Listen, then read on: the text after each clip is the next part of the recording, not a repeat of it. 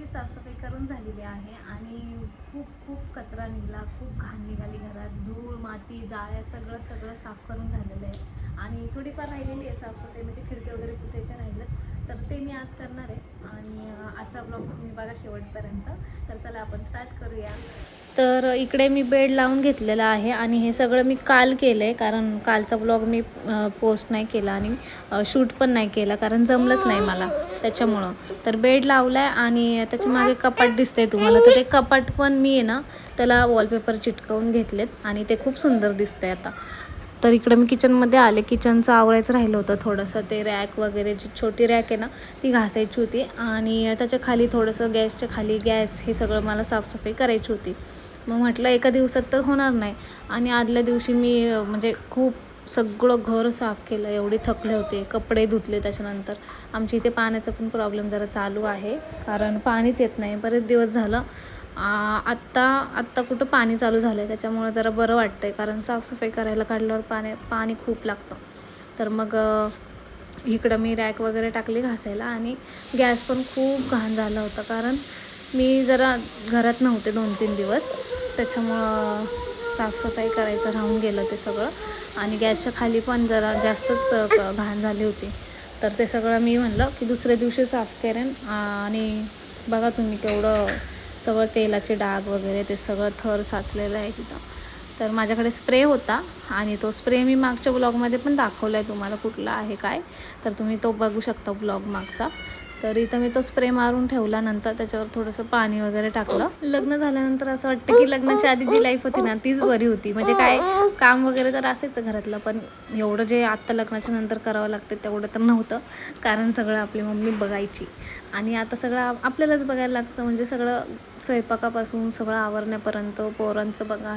तर असं वाटतं की तीच लाईफ छान होती आणि ही पण लाईफ छानच आहे, पण एक असा विचार येतो ना की त्या टायमाला आपण फक्त आपला विचार करायचो, पण आता तसं नाही आहे. आता प्रत्येकाचा विचार करावा लागतो, घरातला विचार करावा लागतो, बाहेरचा पोरांचा सगळा विचार करावा लागतो. तर इकडं मी पूर्ण साफ करून घेतले किचन आणि नंतर खिडक्या पण साफ करणार आहे.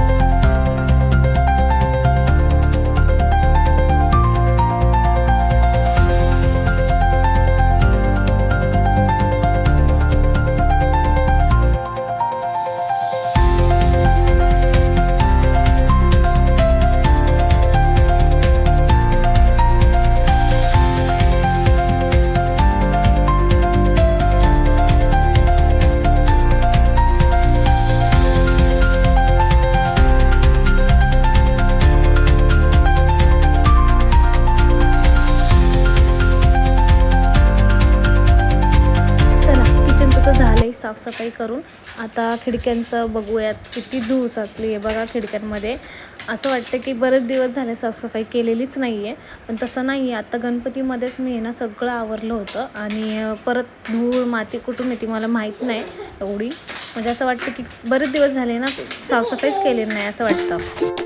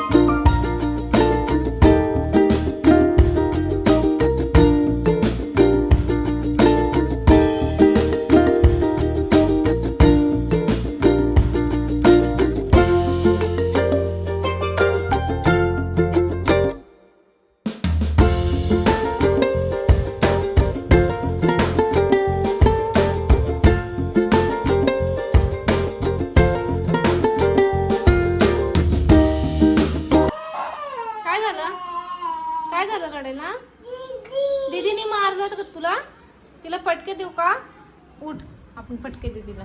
का मारलं ग तू? हां का मारलं? आगाऊपणा करतो का तू? हां आगाऊ पोरगा. मारायचं का परत? असं मारणार परत?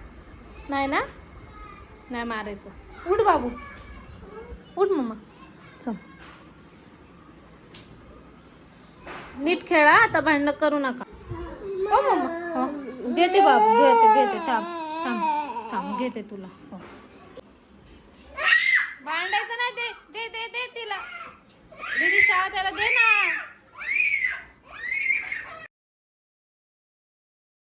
नाही का तुला आवडली का बॉटल? आवडली? छान आहे ना? हा दीदी देत नाही ना, तू ही घे. हा मोठी आहे, छान छान आहे. ती देत नाही ना दीदी?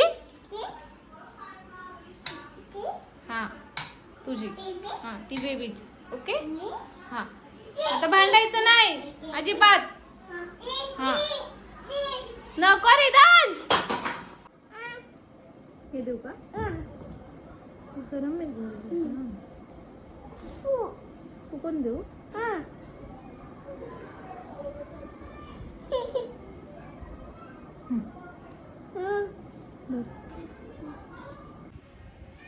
तर तुम्ही बघितलं तसं साफसफाई कमी होती आणि फक्त मला खिडक्याच साफ करायच्या होत्या, कारण धूळ वगैरे बसली होती त्याच्यावर, आणि ते मी करून घेतले. मग आता चहा प्यायला बसले, आणि हे माझं बाळ झोपलं होतं, ते आत्ता उठलो. ह्याला चहा चपाती दिली म्हणजे सोनीला.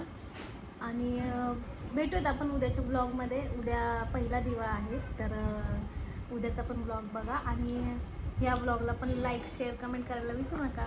तोपर्यंत बाय बाय. बाय करा, बाय करा, बाय.